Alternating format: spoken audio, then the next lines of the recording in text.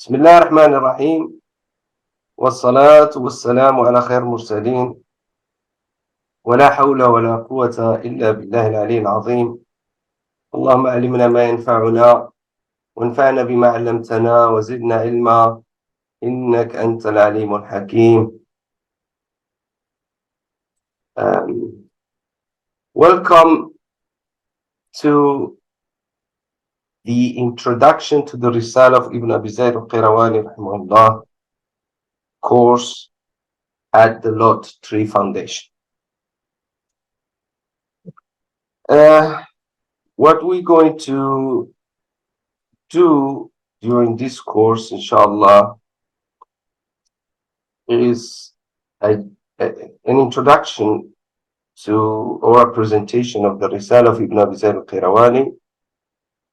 We will speak about the author of the 𝗔𝗯𝗏.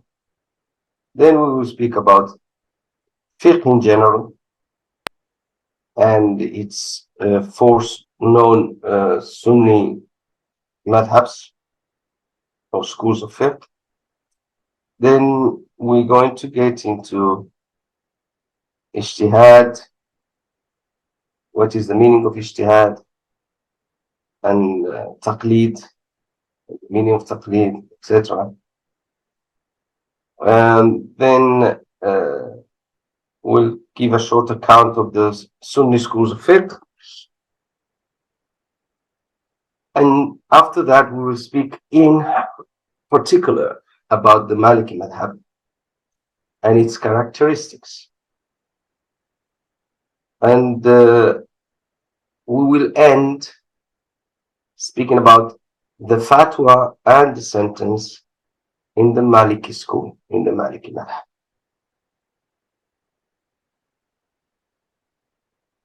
So today's class will consist on a general presentation of the 𝗔𝗯𝗏 of Ibn Abī Zayd al-Qayrawanī. And to speak about the 𝗔𝗯𝗏 of Ibn Abī Zayd al-Qayrawanī, we will first speak about what made Ibn Abī Zayd al-Qayrawanī to write his 𝗔𝗯𝗏.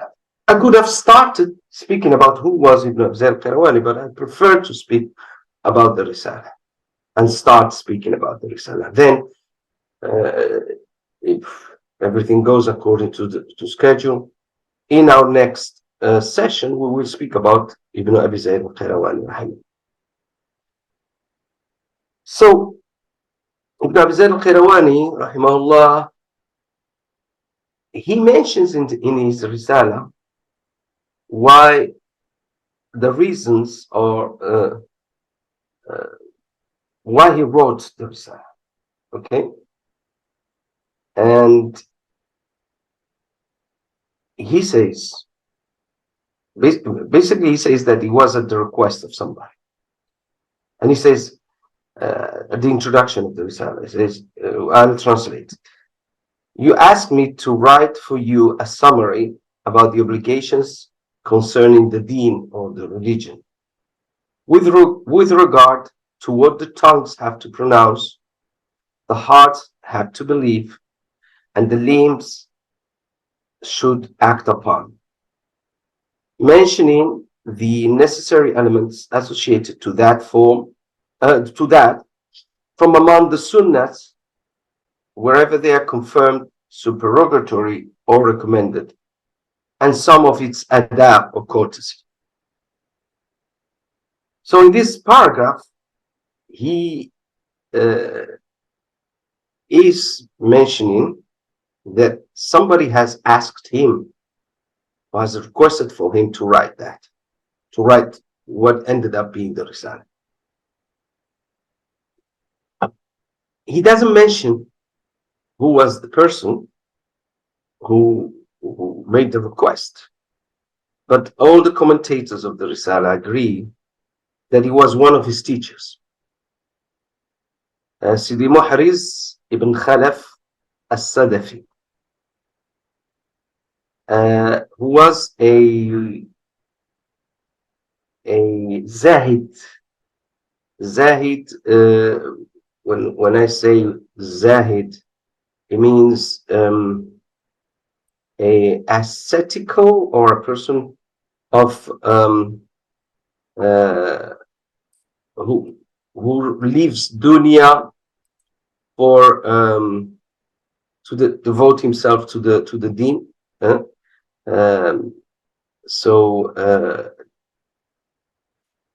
This is who is the person who asked him for that for the Risala. He was a Tunisian educator, an imported ascetic, or Zahid. People used to attend his lectures for knowledge and for blessings, and he's the one who suggested Sidi ibn Abī Zayd al-Qayrawanī rahimahullah to write this kind of summary so he can teach it to his students. And if I'm not mistaken, his maqam is known in Tunisia. I'm not sure in which cities, but I've heard that maybe he's in the city of Tunis. I will find out exactly where. But he is considered one of the awliya. So, what was his name again? Sidi 𝗵𝗆 ibn 𝗶𝗆𝗃. Jazakallah khair. 𝗵𝗆 ibn 𝗶𝗆𝗃. I can write it in the chat. If that, one moment. Let me see.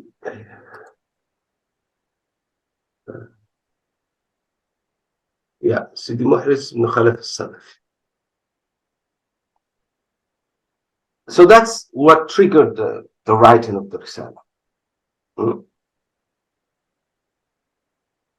So what is in the Risala? It's already mentioned some of the elements in that paragraph where he says what the hearts have to be, the tongues have to pronounce, hearts have to believe, and the limbs should act upon, mentioning necessary elements associated to that from among the sunnahs, whether they're confirmed, supererogatory, or recommended, and some of its courtesy.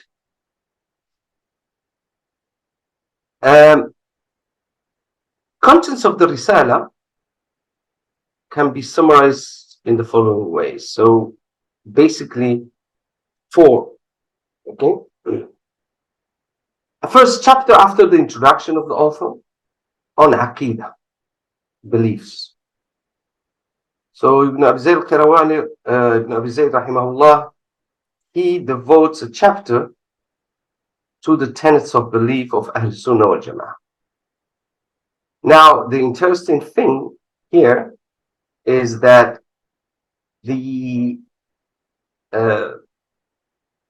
as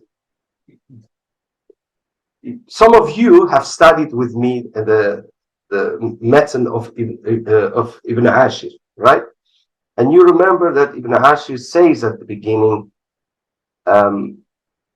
في عقد الأشعري وفقه مالك وفي طريقة 𝗔𝗰𝗰𝗏𝗀 𝗏. So he specifically says that the Aqidah is according to the Ash'aris. What is the school of Aqidah of Ibn Abī Zayd al Qayrawanī? And a lot of people like to say a lot of things about this. But as far as I am concerned, Ibn Abī Zayd al Qayrawanī, his method is what is called the Athari method. Okay. Some people like to say,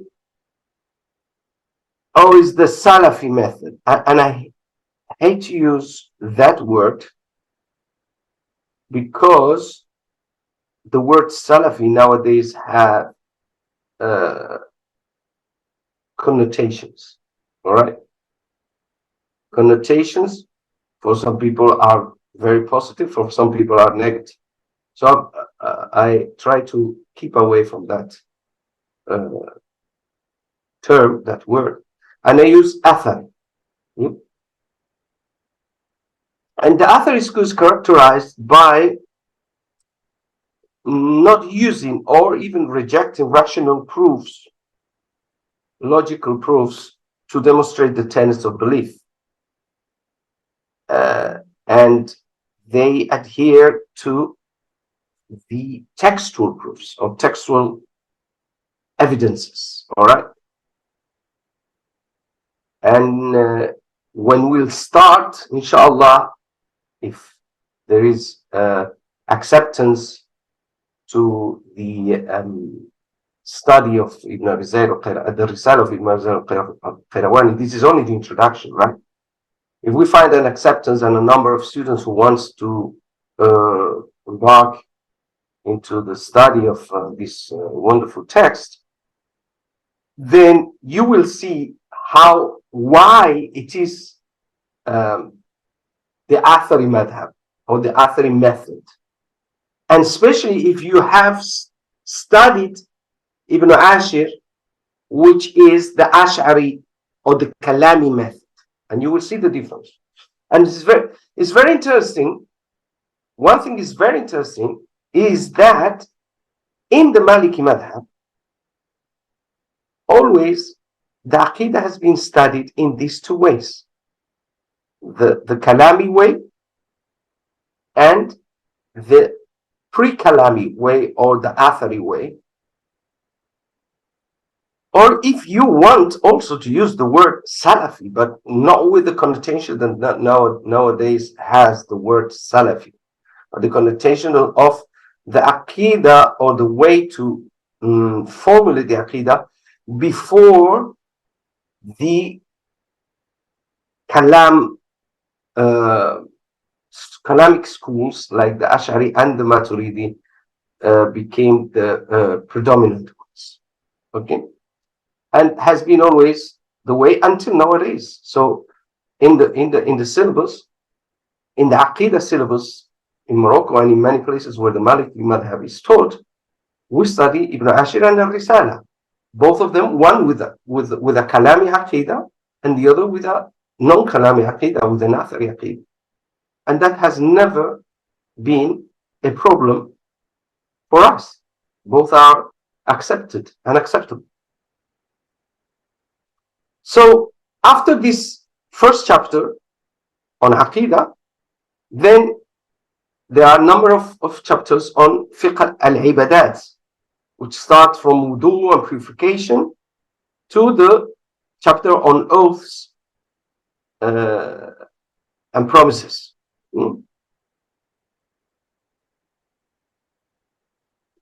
Or vows, sorry, oaths and vows, al-ayman wal-nudur, going through zakah and siyam and hajj and jihad and all the elements that are traditionally included in the section of ibadat.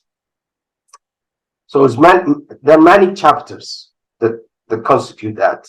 Maybe the first half of this. Then the second half is mu'amalat, which starts with chapter on marriage and carries on divorce, financial transactions, and inner law,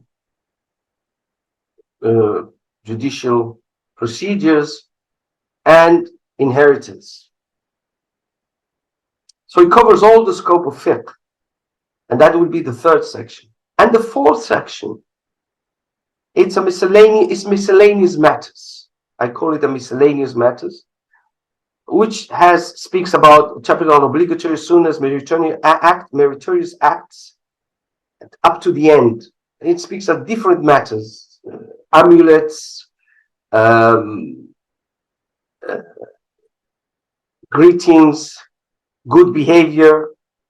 So it's a miscellaneous section, all right, which includes the last chapters. And it starts immediately after inheritance. I think it's 30, 40, 39, something like that. Because it's, if I'm not mistaken, let me find out exactly. The chapters of the Risala are 45. 45 chapters. So chapter number 1 is Aqidah. From chapter number 2 to chapter 31 is the ibadats, everything that has to do with ibadats, all right? And chapter 32, which is marriage, up to 39, which is inheritance, is all mu'amalat, all right? So basically mu'amalat is, as I said, marriage and divorce, idda maintenance, sales and similar transactions, wills, freeing slaves,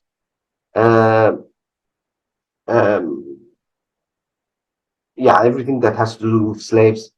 Chapter 36, pledges, alms, donations, found and lost and found property, then crimes, legal punishments, legal judgments, and testification, which is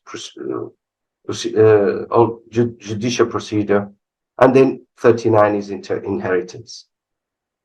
And then from 40 to 45 is this miscellaneous matters, which is one that speaks about obligatory sunnahs and meritorious acts, chapters on fitra, circumcision, shaving, clothing, covering one's nakedness, chapter on eating and drinking, chapter on greetings, requesting permission, meditation, recitation, supplication, remembrance of Allah, chapters on medication, amulets, astrology, castration, branding, cattle, dogs, and proper treatment of slaves, and then chapters on dreams, yawning, sneezing, horse racing, etc.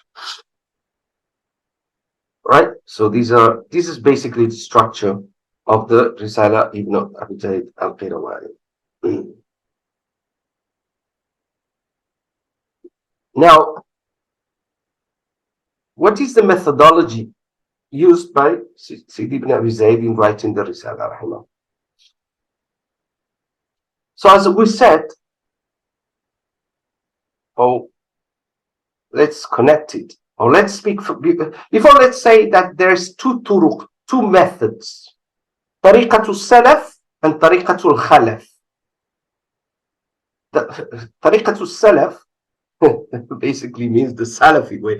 Sorry, I have to come back to this word that has been observed by some people and giving connotations that we don't want, but Tariqatul Salaf means the Salafi way, all right?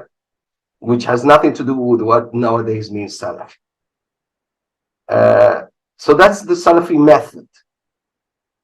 But I prefer to call it the method of the traditionalists, all right?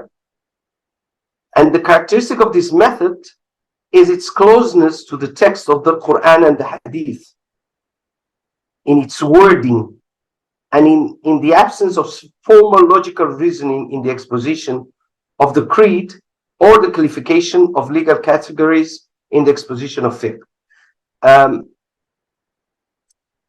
So in other words, the section of Aqidah will not present logical arguments as evidence, as usual in the Tariqatul Khalaf, the method of the later generations, which is the method of the Mutakallimun, okay? The rational theologians, nor the divisions of the fiqh, of the topics of fiqh, will be categorized into fard, sunnah, mustahab, mandub, etc. So now, and this is very important, and this is why in the world, in the Maliki world, normally you study the Ibn Ashir and you study Ibn Abī Zayd al Qayrawanī, because they both give you that different angle. One is the tariqah Ibn Abī Zayd al Qayrawanī is the old way, or the tariqah of the first generations, or the traditionalists, as I like to say, and Ibn Ashir is the modern way of the tariqatul al-Khalaf, and they all speak about the same thing, but the way the method how they teach it is very different.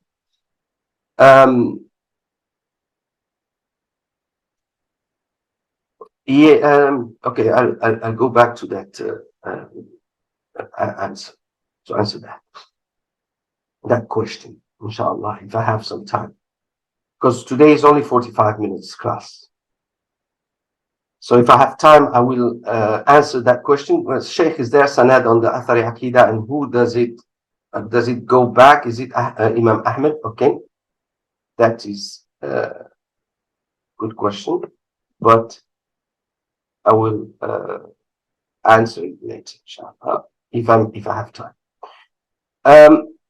So for example, we said if you study Ibn Ashir, you will see that when there is the way it's proved every attribute of Allah subhanahu wa ta'ala and the attribute of the prophets alayhimus salam, it's by recurring to logic and the use of syllogisms and logical evidence, a logical evidence and a rational evidence. When you study the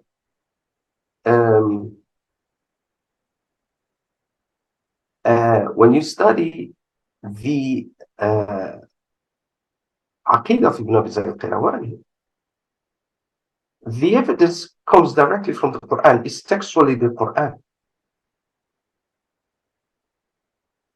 or sometimes the Hadith, but mainly the Quran, because remember, the Aqidah is based in what is mutawatir, and the whole Quran is mutawatir, which means transmitted from multiple lines or narrated by multiple lines of transmission, whereas the Hadith, it's mainly a hadith by single lines of transmission.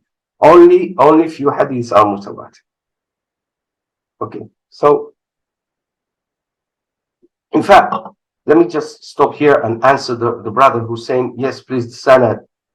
I tell you straight away, the Maliki madhab, the Maliki madhab, since the 𝗔𝗯ī 𝗭𝘆𝗆 Zayd al Qayrawanī, we have a sanad to this aqidah. All right? Because it is very problematic, the sanad in the Hanbali madhab. Because when you go to the Hanbali madhab and they say we have a sanad of the Athari Aqidah, it has been the influence of Ibn Taymiyyah and Ibn Qayyim al-Jawziyah has been, which are actually mutakallimun, and they are not a specific, they're not proper Atharis, has made very problematic to have a sanad to Ahmad ibn Hanbal. If somebody has it, marhaban bih, and he can come and say this is the proper, which probably is there, but I'm not aware of it. But what I can tell you is that we have always two things, Atharis and Ash'aris. The Malikis have always been Atharis and Ash'aris, because for us, both texts, the Aqidah of Ibn Abī Zayd al-Qayrawanī is the Athari Aqidah. And since the time of Imam Malik, who was Athari, was not Ash'ari, because the Kalamic method did not exist at the time, and his time, and his approach to Aqidah was a Athari approach, and that's what Ibn Abī Zayd al-Qayrawanī receives from him. There is, I think, it's only two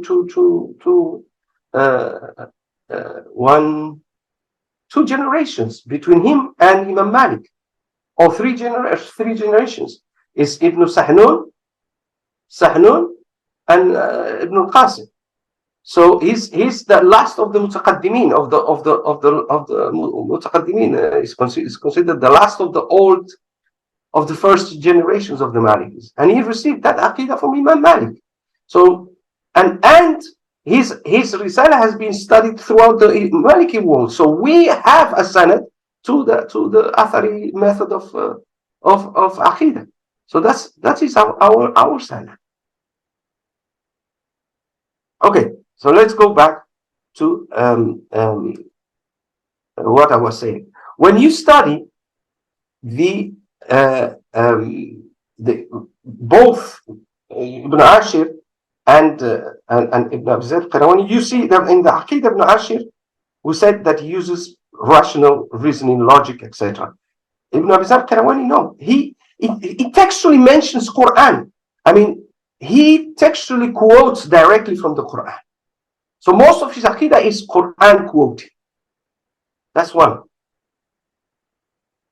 That's as far as the Aqidah is concerned. And when you study the fiqh of Ibn Ashir, Ibn Abī Zayd al-Qayrawanī, Ibn Ashir, you will see, he says, okay, wudu. Let's speak about wudu. Fara'id al-wudu means the obligatory elements. Sunan al-wudu, the sunnah elements. Then he brings the list, all right? Mandubat or mustahabbat al-wudu, what is recommended in wudu? A list. Makruhat al-wudu, what is makruh? Nawaqid al-wudu, what nullifies wudu? It's a list. In salat, the same thing. A list of obligatory elements of the prayer, sunnah prayer, or elements of the prayer, mustahab elements of the prayer, makruh elements of the prayer, etc. Ibn Abī Zayd al-Qayrawanī doesn't show it that way, doesn't teach it that way. He teaches it in the old way, which is, okay, this is how you start the prayer. You raise your hands, you say Allahu Akbar, then you don't say anything other and anything, not even the basmala. You start directly with Alhamdulillah Rabbil Alameen. When you finish, you say a surah from the Quran. Then you go into ruku', you put your hands on your knees and make you back straight, and so on. And it describes the prayer as you will do if you will teach your son or your daughter. You're not going to tell your son or your daughter, okay, these are the fara'id of the wudu, and you tell all the or you will teach a new Muslim. You're not going to give him a list of this is the fara'id, this is the sunan, this is the mustahabbat. No, you're going to teach him how to do it. So this is how he does it, which is the old way to do the things. That's tariqatu as-salaf in fiqh. And Ibn Ashir has a tariqatu al-khalaf in fiqh.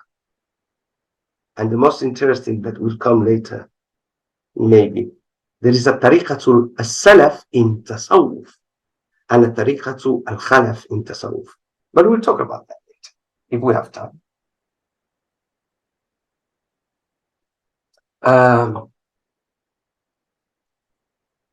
Okay, there's another question, but I'm afraid I'm not going to be able to ask. I want to cover what we have here.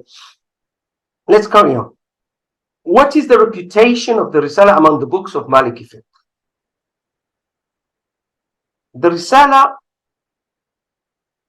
which is the most famous book authored by Ibn Abī Zayd al-Qayrawanī, is one of the most reputable books of Maliki fiqh, along two more, the Muwatta, along with three, the Muwatta, the Mudawwana, and the Mukhtasar al-Khalil.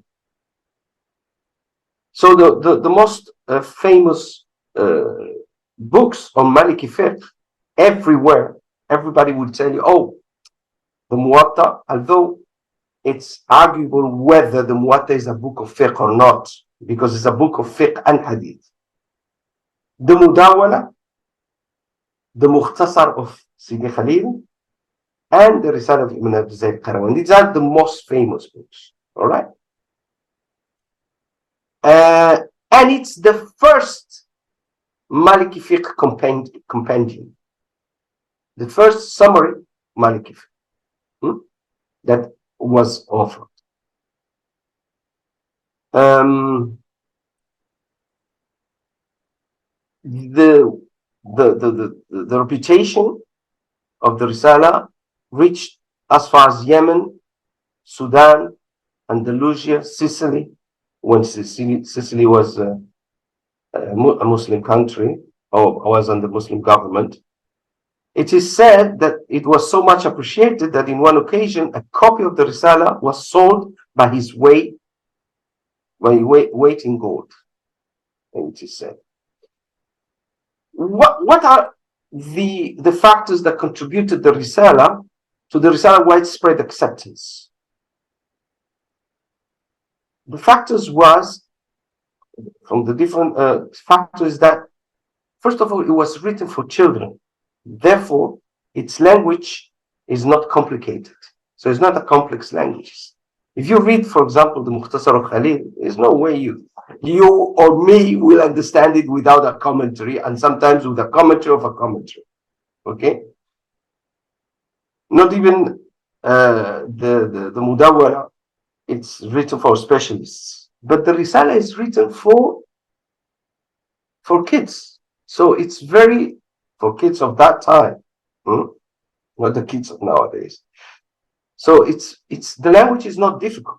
It's not complicated. It's not very voluminous. Maybe 100, 150 pages is depending on the edition. It covers all the chapters of fiqh with an aqidah at the beginning, with the miscellaneous matters at the end. So it covers everything. It's worded very closely to the words of the Quran and the Hadith, very much in the Quran, especially in the book of Aqidah, in the chapter of Aqidah, and in the chapters of fiqh as well. There is a Hadith which are part of the text. And also it was believed that due to a dua from its author, of Ibn Abī Zayd, rahimahullah, whoever memorized or copied or studied, he was to be granted 3 favors: knowledge, taqwa, or salah, piety, and halal wealth, halal rizq. So taqwa and ilm wa taqwa wal rizq al halal. These are this is the dua that he made for whoever studied it or memorized it or copied it or commented it. So it has that barakah. And all these factors have contributed for the Risala to arrive to up to our time. The time of the technology, the time of Zoom, the time of internet, and the people are still interested in this amazing text. Obviously, because of that, a lot of people have commented it. There is a lot of commentaries written about the Risala, and from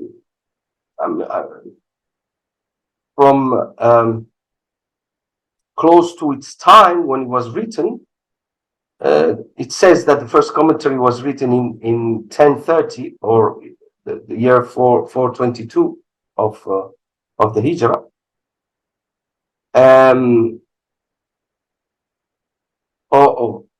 No, sorry, that is the year when the author al-Qadi Abdul-Wahhab passed away. So maybe around 400 year 1000. So that's when it was probably written, around that year, and that's the first commentator. And then al-Abhari as well,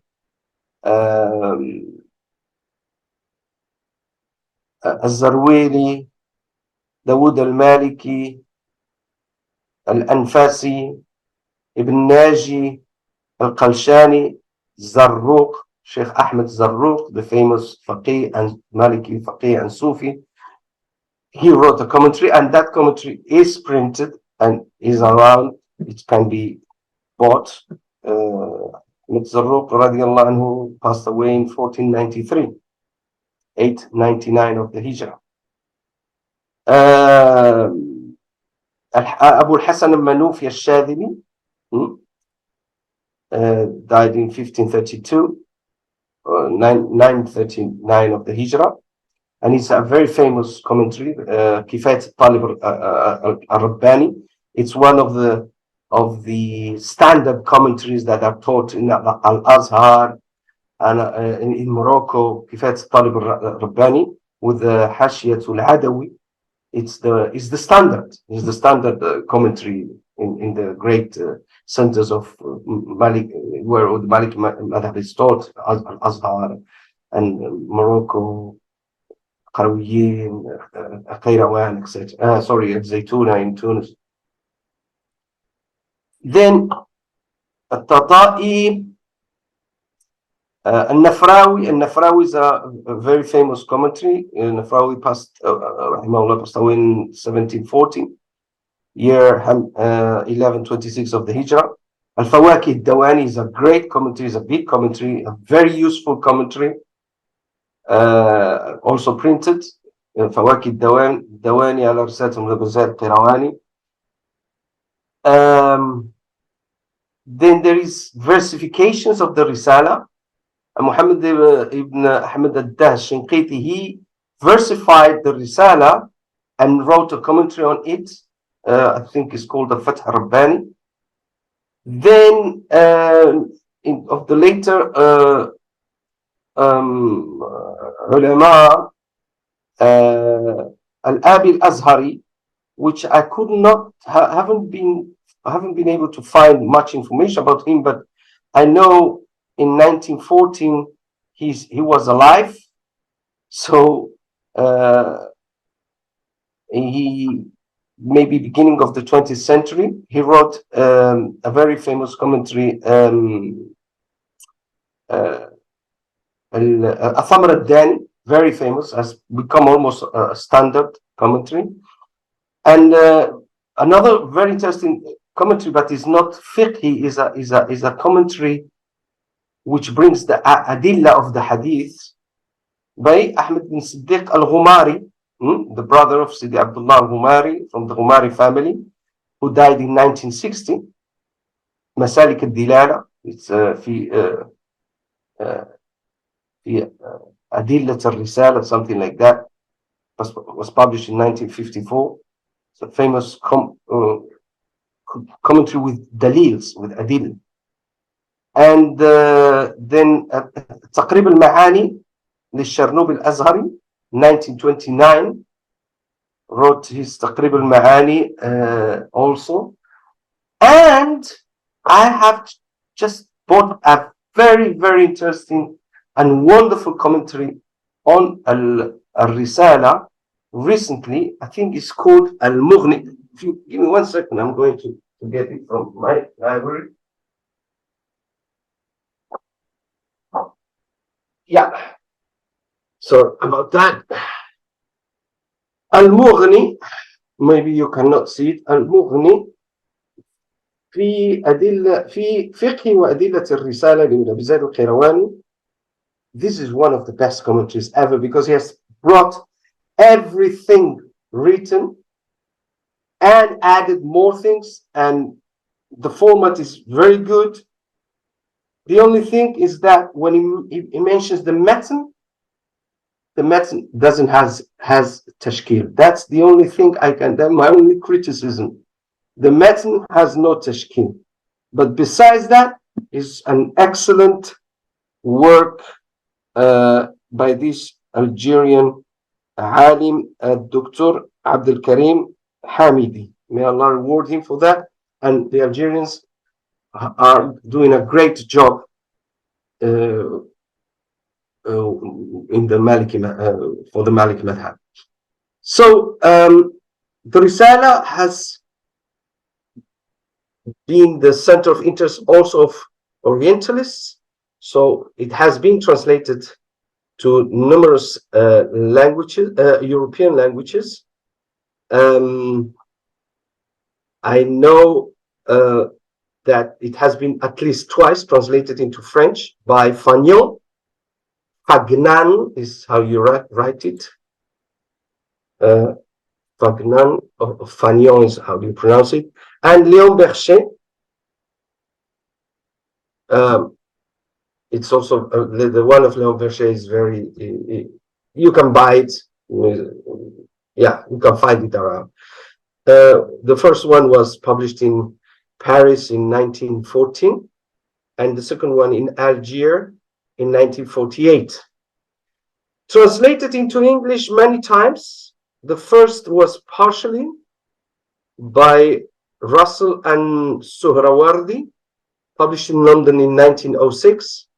Then by Joseph Kenny, published in Nigeria, and I think he's an English or British or Irish, or I'm not sure whether he's British, Irish priest. This is a very good translation, by the way. In Nigeria in 1992.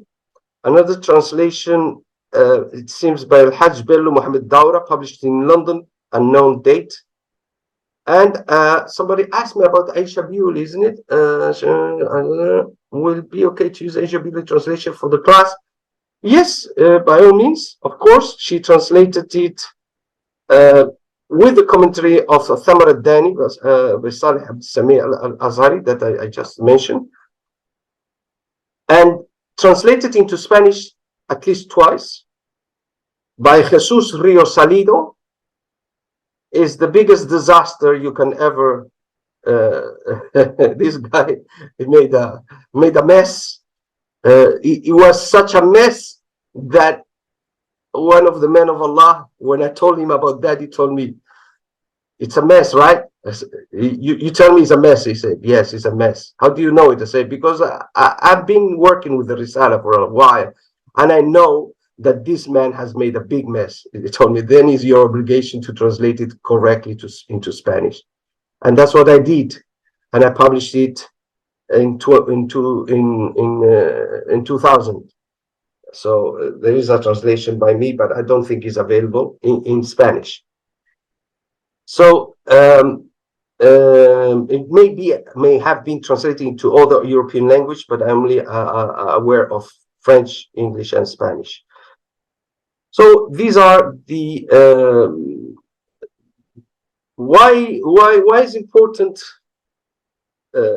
that we study the 𝗪𝗪, first of all, because of everything I've said, and also that in English there's no much opportunity of studying Mālikī fiqh in English. Most of the courses of fiqh, either courses that you can find online or books that you can buy, are from the normally Hanafi madhab, which has been widely translated into English, its source books. So we need courses of Mālikī madhab in English and translations of these books also in English, inshallah. Okay, somebody is telling me that Idris Zamboni has translated it into Italian, mashallah. Is he from the time of colonialism, or is a modern author, Sidi Alessandro Suleiman? I would like to know from what time is this Idris Zamboni. So this is what I have to say regarding the Risala of Zayd al Qayrawanī. Is still alive, is a muqaddim of Shadi, mashallah, may Allah reward him for that. Is there a matter with tashkil as PDF or a book available? I will look for it. Maybe yes, maybe there is. So, but because in this course we're not going to get into the Risala, we're just going to, it's an introductory course, so we're not going to get it, but I can search for that, inshallah. Sorry, what about the chain of Imam al-Ash'ari? What happened with this chain? Did you have a chain? All the Shafis, Malikis, are Ash'ari, so any person can, it's an connected chain from